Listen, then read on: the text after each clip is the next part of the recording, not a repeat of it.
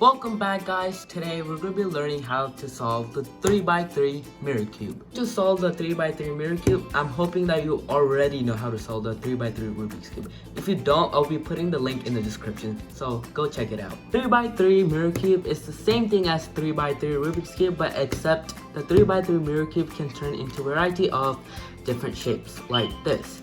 So the way that you identify pieces is by its size and by its dimension, but not by its color, because there is no color on the mirror cube. So let's get started. So now you should mix it.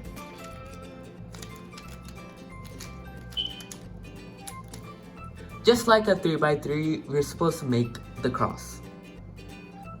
So now I'm gonna go with the big side because the pieces are easier to identify.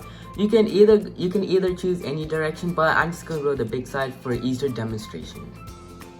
So as you can see here, these are the center pieces, and our goal is to make like a flush right here. So when you make a flush, just turn it around and see if it matches. And no, it doesn't match. So this means that we have to find a piece that is bigger than this, but not smaller than this. For example, let's take this piece right here, rotate it. Okay, it doesn't fit, so let's try this way. Okay, it doesn't fit this way either. And okay, there's a flush right here. Rotate and see if it matches. Yes, it matches. And let's take this piece and try to match it around because this piece looks big. Okay, it doesn't go here. Okay, it made a flush, so let's turn it around. Okay, it's too small. This piece, okay, let's rotate around. Okay, made a flush. I'm gonna rotate around, and there you go. That's one piece right here. And let's take this piece. Okay, I rotated it, and there's a flush, a smooth flush. I'm just gonna rotate it again, a smooth flush. And last one, which a big piece. Okay, it could be this one right here. I'm just gonna take it out, put this back in. This piece, I want this piece to match. Okay, it's not matching, so let's try this way. Okay, it makes a smooth flush and brings this to the top. And that's how you make a cross. This cross is pretty much intuitive, and try to mess around with it if you don't get it. And yeah, just like putting the corners in a 3x3 Rubik's cube, you would do the same exact thing. For example, this piece has to go here, so I'm just gonna bring this to the top, bring this go here, put it back like that. So the way that you identify the pieces is by shape and by its dimension. So let's take an example. For example, in here we need some kind of big piece right here, and I can see that there's a big piece right here. So I'm just gonna try to insert it. Okay, this piece has to be oriented. So just like in a 3x3, you would do RU R prime, RU R prime, U prime, R U R prime, U prime, R U R prime, U prime, R U R prime, U prime. Okay, there you go. That's one piece right here. And a second piece, okay, let's take this piece. This piece looks like it goes right here. Okay, so let's try putting it in. Okay, it goes smooth. And take another big piece, like for example this piece looks like it goes right here. Just gonna put it just like how you put it in a 3x3. Okay, like that. That's smooth. And this piece, it looks like this piece has to go in here, but it's not oriented correctly. So just do RU R prime until it goes in. RU R prime, U prime, RU R prime, U prime. There you go. That's how you solve the first layer. After solving the first layer in the mirror cube, now we have to solve the second layer. So if you know how to solve the second layer on the Rubik's cube, it's the same exact method. For example, take this piece has to go here, so I'm just going to match it up. And since this piece has to go on the left side, I know that you have to put it away, then bring this piece to the top, put this piece back in, and make like a conjoint thing, then put it back in. Use the same exact way. Since I told you you have to use the same method in order to solve the second layer, so the way that you identify the pieces are just pick a color that's not flat. If it's like flat like this, it means it's yellow and you don't want to pick that color. For example, I'm just going to take this piece and you want it to match a center. Then this means that this piece could either go here or here. And the way that you can know that is by rotating it. Okay, this piece doesn't fit. So let's try rotating the other way and it makes a flush. So this means that this piece has to go here. Just like in a 3x3, if it has to go to the right, you put it away. Then bring this piece to the top. Put this piece back and bring this piece to the bottom. And now we have like a conjoint thing. Now put it back. And do the same exact thing. For example, this piece is already here. This piece could either go this way or this way. I'm gonna try it this way. Okay, it's too short. So let's try this way. Okay. And put this away. Bring this to the top. Bring this back here. Put it back. And put it back again. And okay, let's take this piece. It's too big. Too big. Okay, it joined. We already know that we already put an edge here, so this means that it has to go here. Just to double check. Yes, it does. So I put it away. Bring this piece to the top. Put this piece here. Put this piece here again. And put it back. And let's take this piece because it's not flat. And this piece has to go here. So put it away. Bring this piece to the top. Put this piece here. And put this piece right here and insert it. And there you go. That's how you solve the second layer. Here's a tricky situation that you may come occur. For example, when none of the pieces are joining. Okay, so for example, this piece joins but it's flat. Remember how I told you the flat equals yellow and you don't want to pick that. So this means that this piece has to be oriented. This piece also, it's the same thing as when the edge piece has to be like twisted. So what you have to do is just imagine that this piece has to go here. Put this away, bring this to the top, put this piece here, bottom, and put it back in. What this does is it makes the piece free. And let's join, okay? Just to make sure, yes. Put this away, bring this to the top, put this back here, and put it back. And yeah. After you solve the second layer, now our goal is to make the cross, like that. Now when you make a cross, there are three ways that you can come across. One is like having a 9 o'clock, one is just having a dot, and one is having a bar.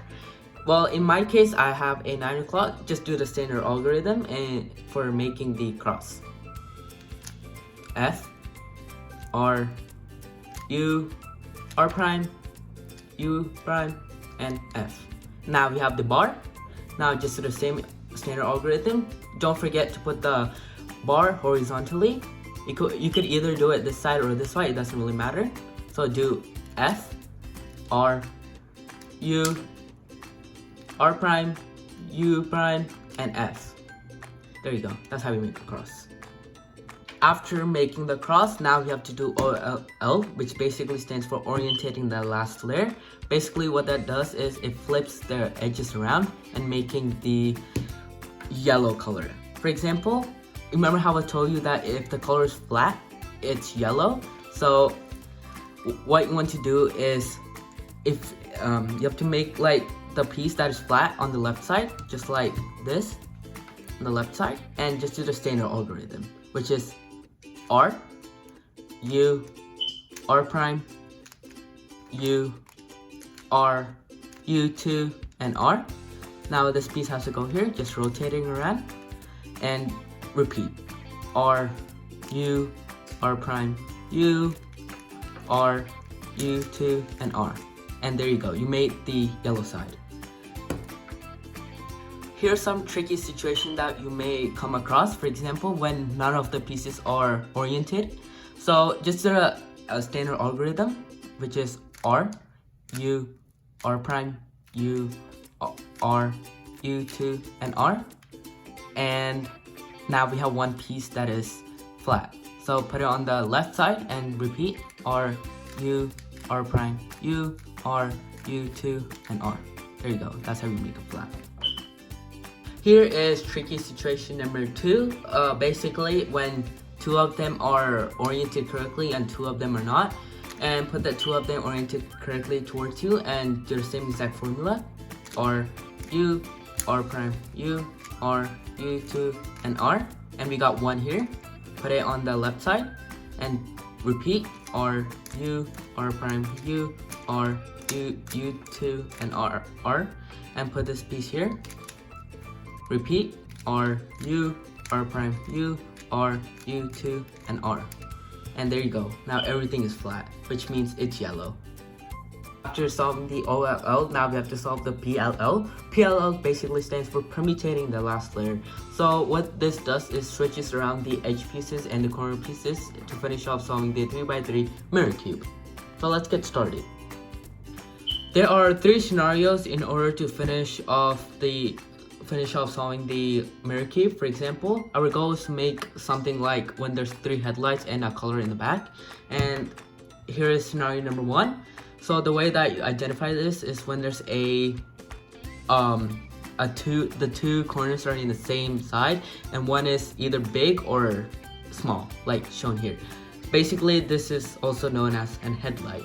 So put the headlight in the back side and do R prime, F, R prime, B2, then R, F prime, R prime, B2, then R2. Okay, so there you go. Now we have made a same thing shown here.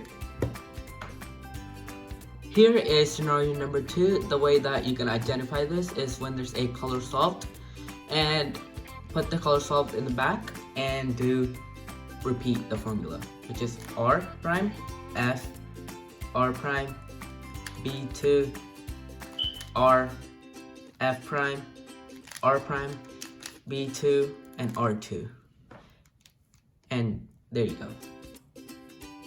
Here is scenario number 3. The way that you can identify it is this when there isn't a color solved or a bar shown here, for example like this. So choose any side and do the same exact formula, which is R prime, F, R prime, B2, R, F prime, R prime, B2, then R2. And now we have like a bar right here. Well, 2 of them are in the same are oriented correctly and one is popping out. Put the bar or put the headlight outside and do R prime, F, R prime, B2, R, F prime, R prime, B2, and R2. And there you go. After doing the formula, there are 3 scenarios that you may get. So here is scenario number 1. So the way that you can identify is this when the edge pieces have to be oriented in a clockwise way. For example, this piece looks like it goes here, and this piece looks like it goes here, and this edge piece looks like it goes here. And there's a formula to do that. It is O prime, U, L prime, U prime, O prime, U prime, then O prime, U, then L, U, then L2. Here is scenario number 2. The way that you identify is this when the edge pieces have to move in a counterclockwise way. So basically, this piece has to go here, this piece has to go here, and this small piece has to go here. And there's a formula to finish it off. Formula is R, U prime, R, U, R, U, R, U prime, R prime, U prime, and R2. And there you go. Here is scenario number 3. The way that you identify is this when there isn't a color solved. So our goal is to make a color solved and do either scenario number 1 or either scenario number 2.